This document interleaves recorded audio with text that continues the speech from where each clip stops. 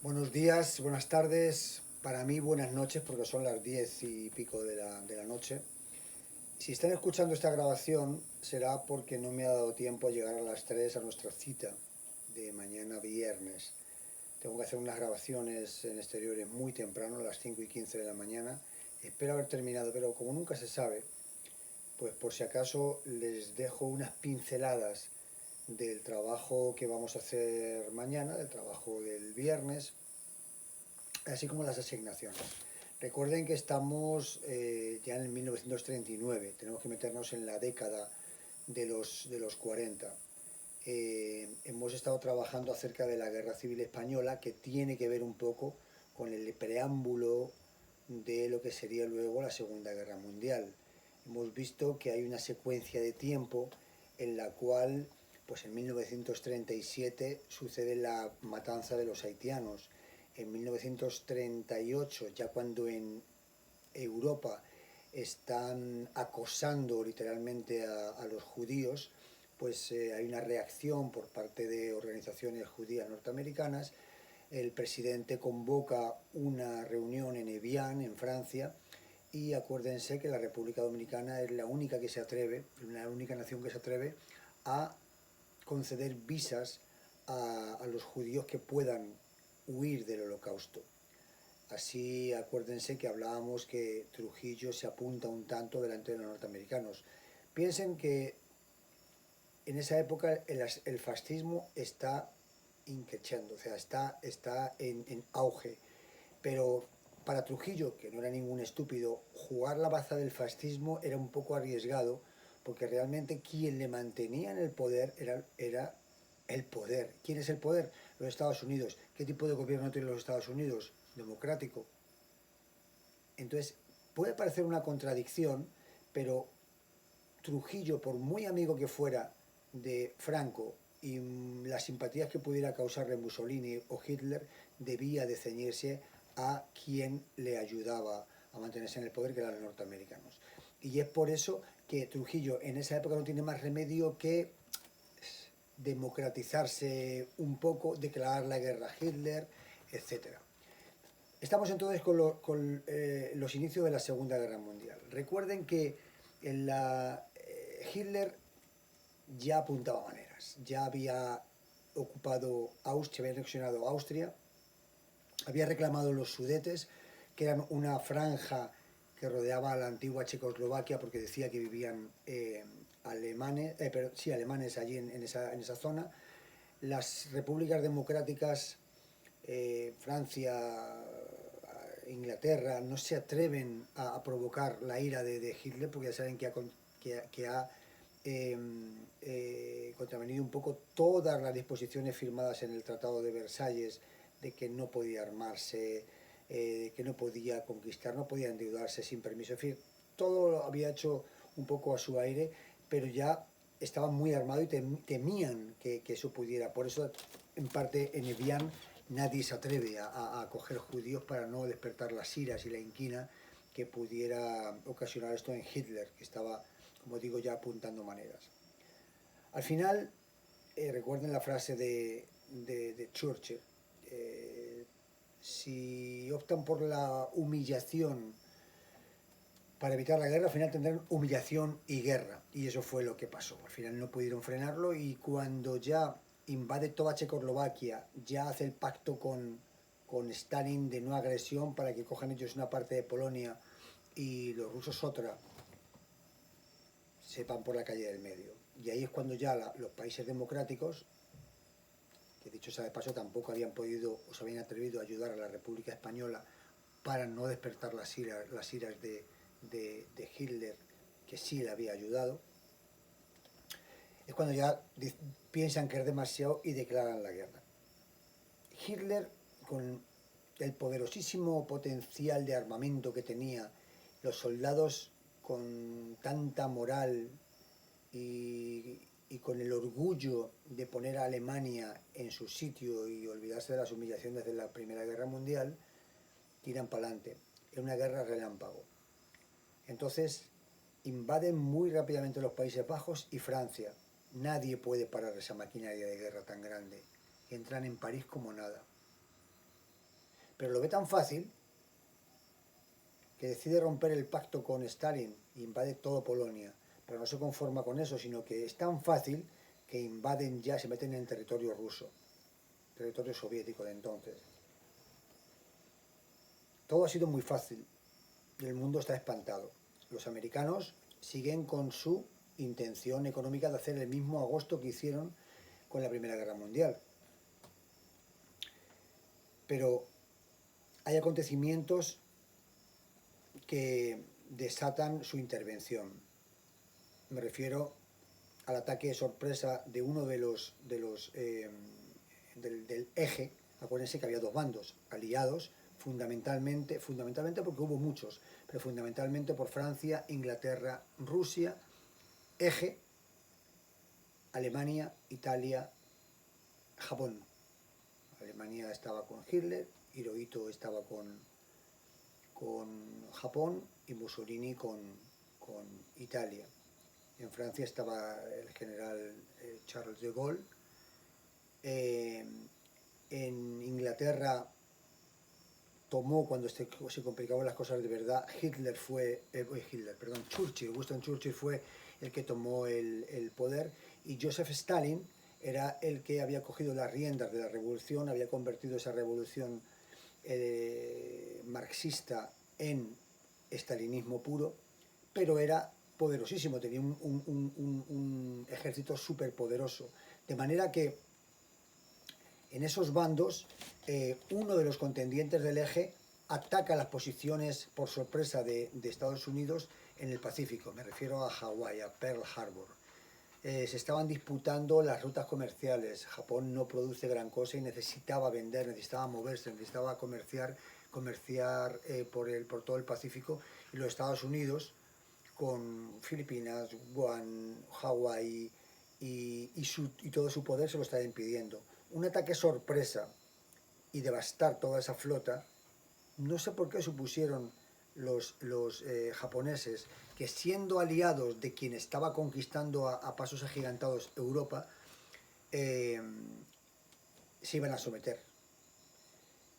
Pero sucedió que no, que los Estados Unidos reaccionaron y la intervención, que en principio solamente era económica, fue militar. Después de lo de Pearl Harbor fueron con todo. Franklin Delano Roosevelt, con su política del buen vecino, pero no, se metieron de lleno en la guerra. La expansión tan alocada de Hitler tuvo un problema, y es que tuvo varios problemas, pero fundamentalmente el principio de sus problemas fueron lo que llamaron los rusos el general invierno. Fíjense que entran en Rusia sin problemas, tienen complicaciones en el otoño, cuando empieza a enlodarse todos esos campos con las lluvias, y los Panzer, esos tanques, empiezan a patinar, y les cuesta, las mulas, incluso los carros los blindados, los carros de combate, los cañones, les cuesta muchísimo avanzar. Pero ¿qué pasa? Que se ponen contentísimos cuando llega el invierno y se congela el barro, porque ahora sí, sobre el lodo congelado, sí que podían avanzar sin problemas, y siguieron avanzando, y su objetivo era Moscú. Lo dejamos ahí porque, por otro lado, los aliados reaccionan e intentan hacer un señuelo por el sur. Entienden que la parte más vulnerable, menos defendida, porque Francia estaba muy defendida, para atacar las posiciones de Hitler y de Mussolini, eran por el sur de Italia. Sicilia era el sitio, pero para eso tenían que hacer un señuelo y hacer pensar que iban a entrar por Grecia. Mandaron cartas encriptadas que querían que descubrieran los alemanes, y así fue, cayeron en la trampa. Reforzaron Grecia y entraron por Sicilia. De Sicilia, lo que es el tacón de la bota de la península itálica, y ahí empezaron a ascender Roma, hasta que Mussolini salió corriendo. Al final atraparon huyendo, tratando de pasar vestido disfrazado con su novia hacia Suiza, y ahí fue el principio del fin, porque por un lado, en el frente oriental, en lo que sería Rusia,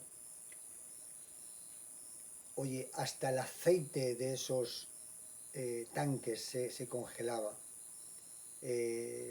Los hombres, oye, en Alemania hace mucho frío en invierno, pero nada que ver con lo que pasa con las estepas rusas. Y eso fue un desastre para los alemanes. Pero, ¿qué pasa por el frente occidental? Que los franceses no podían enfrentar de poder a poder la, a Alemania. Sin embargo, molestaban muchísimo con la resistencia. Las fuerzas de la resistencia que llevaba De Gaulle hacían sabotajes, hacían movimientos rápidos de guerrilla urbana, de salir, romper unas vías aéreas o vías de comunicación o raíles de trenes, volver a esconderse. De día hacían trabajos normales, pero luego después de que hacían los trabajos hacían los sabotajes. Entonces la resistencia llegaron a unirse, llegaron a hacer mucho daño, mucha molestia, digamos, al ejército alemán, y empezaron a complicarse las cosas. Decidieron los aliados, principalmente los norteamericanos, que había que asestar un golpe muy fuerte por el noroeste de Europa. Habían intentado por todos los medios conquistar Inglaterra. Los tanques no podían pasar por el canal de la Mancha. Inglaterra es una isla, ahora hay un túnel, ahora antes no había. Había que pasar en barco y la flota alemana no era tan buena. Los aviones sí, los aviones bombardearon Londres un montón de veces, pero la fuerza aérea británica, era también muy poderosa. Entonces hubo muchísimos combates, incluso a veces pasaban a Francia, incluso a veces llegaron hasta Alemania. Y entonces se empezaron a ver chiquitos los alemanes, acosados por todos los frentes. Habían invadido Noruega, habían invadido, pero ya por todos los lados se les iban acosando. Los que llevaron el peso más fuerte fueron los rusos, para ir recogiendo de este a oeste a los alemanes hacia Berlín. Pero los americanos habían pensado en dar un golpe por el noroeste, como decía antes, y eso fue el desembarco de Normandía. En absoluto secreto tenían que hacer una incursión con una movilización de tropas que jamás se había visto en ninguna guerra en toda la historia de la humanidad. Entonces se juntaron cientos de miles de soldados, barcos, aviones, paracaidistas, anfibios. No fue fácil, fue complicado, porque si bien otra vez cayeron en la trampa del señuelo que tendieron por el paso de Calais, que es el paso que hay menos mar de costa a costa, y al final lo hicieron por las playas de Normandía, un poquitín más al oeste, pero se defendieron como leones porque tenían en toda la costa búnkers y ahí fue complicado. Pero pasaron, después tomaron París, después los españoles que ayudaban con la división Leclerc al ejército que había entrado por Normandía, querían que la guerra terminara en Madrid, porque había un bastión del fascismo con Franco, pero el comando aliado decidieron que primero había que ir a Berlín. Y así fue. Los españoles quedaron solos ahí, trataron de entrar por el Valle de Arán, conquistaron varios pueblos, pero Franco los acabó rapidísimamente y tuvieron que incorporarse otra vez en el ejército francés para llegar hasta Berlín, donde al final Hitler se suicidó. Los primeros que entraron fueron los rusos. Hicieron muchas barbaridades. Los rusos habían visto como mientras que ellos morían con miseria en el frente, con frío, con hambre y mal uniformados, mal armados, pero como eran tantos y ellos fueron los que llevaron la peor parte. Pero veían como los alemanes estaban en la playa o estaban en reuniones, en los cabarets, y cuidado, porque entraron con mucha rabia. El alto mando militar ruso dijo que podían celebrar. Las tropas lo tomaron, no sé, quizá mal esa orden, y la celebración no era entrar en los bares y beberse la cerveza. Hubo violaciones masivas y hicieron muchas barbaridades por la rabia que tenían de todo lo que habían pasado en la guerra. En fin, esas son las atrocidades de la guerra, que siempre de un lado o de otro se cometen muchas barbaridades. La cuestión es que liberaron todos esos campos de concentración en los que habían metido a judíos, habían matado 6 millones de judíos cuando entraron a liberar los campos, aunque también a comunistas, a republicanos españoles que lo consideran apátridas, a gitanos y a homosexuales. Entonces, todas esas minorías de los campos de concentración, los que conseguían sobrevivir porque no vivían más de 6 meses, un año, todo lo más, pues iban consumiendo mucho trabajo, poco alimento, se van quemando primero la grasa, luego van quemando los músculos y al final quedaban piel y huesos. Todos han visto imágenes del Holocausto y son terribles. De manera que así fue como Hitler se suicida en el búnker de Berlín y por ahí acaba Alemania. Mussolini colgado y exhibido el cadáver en Roma. Hitler muerto en su búnker de Berlín, pero cuidado que los japoneses no se rendían. El honor no se lo permitía. Y incluso todo el mundo ha oído hablar de los kamikazes. Preferían estampanar los aviones contra los blindados, contra los acorazados norteamericanos, pero hasta el último soldado. Y al final ya había muerto Franklin Delano Roosevelt, pero el vicepresidente, que era Harry Truman, tomó el poder y era un poco más radical. Y ya ni política del buen vecino ni nada. Ya lo que hicieron fue entrar a saco y habían conseguido descubrir, estaban todo el mundo detrás de las bombas atómicas, los alemanes, los rusos, los norteamericanos, pero los norteamericanos fueron los primeros que lo consiguieron, habían hecho un par de pruebas y decidieron aplicar el castigo a los rusos, a los japoneses, perdón, para que se rindieran. Y así fue como las bombas de Hiroshima y luego después la de Nagasaki devastaron dos ciudades importantes de Japón y provocó la rendición incondicional. Ahí termina lo que es la Segunda Guerra Mundial. A Trujillo había declarado la guerra a Hitler y le sale bien, con muy poquito costo. Un par de barcos andaban por aquí, hundieron también algún barco, algunos submarinos, pero le salió barato el asunto comparado con las terribles pérdidas de los países implicados.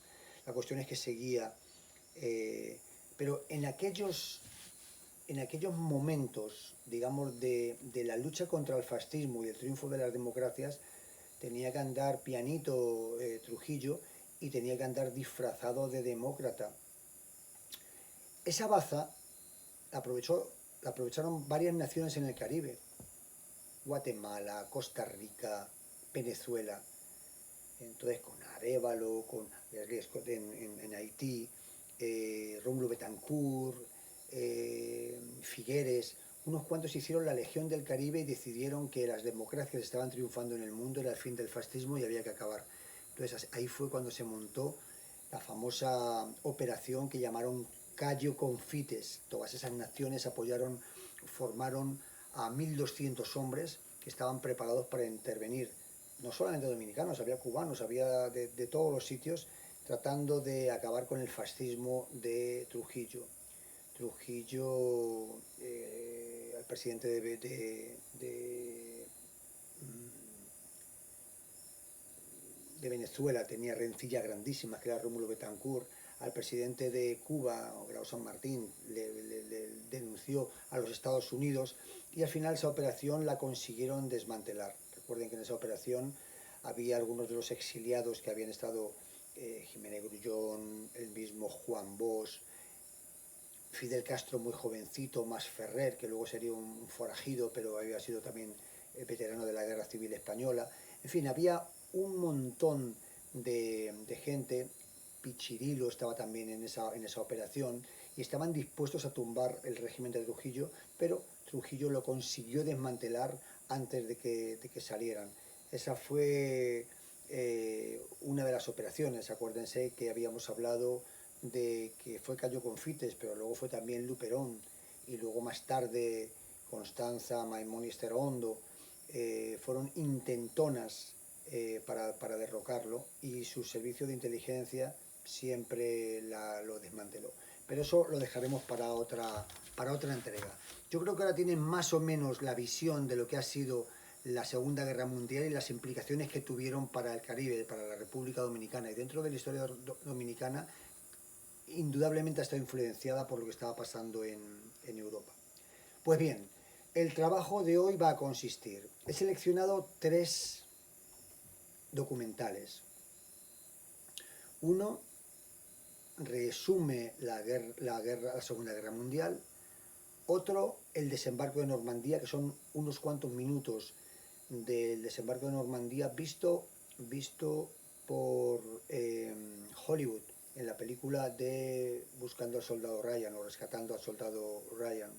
Ahí Steven Spielberg yo creo que hace una visión de lo que sería el desembarco de Normandía muy, muy buena. Se ve desgarrado, los miembros. Yo creo que es muy interesante que la veamos para entender lo que fue ese desembarco y el costo tan grande que tuvo.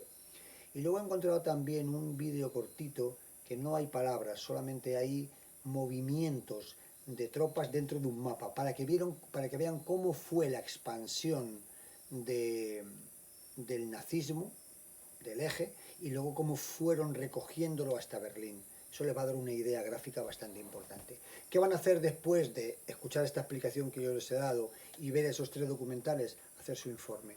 Tienen que hacer un informe de esos años en los que el mundo entró en guerra, en los que Trujillo tuvo que hacer unos movimientos interesantes para mantenerse en el poder, le salió bien, y en el que el mundo cambió, porque a partir de ahí 2 de los aliados, Estados Unidos y la Unión Soviética, antagonistas desde siempre, pero unidos en ese momento, se miraban con recelo, armados hasta los dientes los dos, se convertían en opositores, unos con una propuesta de un sistema capitalista, otros con otra, sistema comunista, y querían tener influencia cada uno en una parte del mundo. Comenzaba la Guerra Fría, pero como digo, eso será otro capítulo.